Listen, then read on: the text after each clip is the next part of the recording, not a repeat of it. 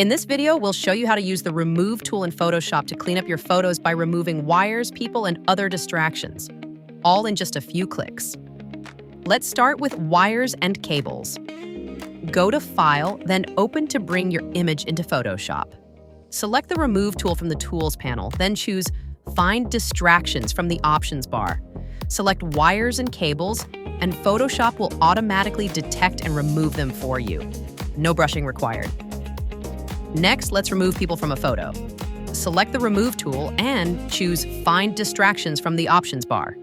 This time, select People. Photoshop will scan the image and highlight the detected areas. Take a moment to review what's been detected, then select the checkmark icon to commit the change. Finally, for general distractions, things like signs, objects, or anything else cluttering your shot, select General Distractions and let Photoshop do its work. If you want to fine-tune the result, you can brush over any areas on screen to add or adjust the selection.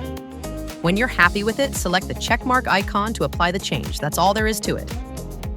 With the Remove tool in Photoshop, cleaning up distractions in your photos is fast and easy. Let us know if you have any questions. Happy editing!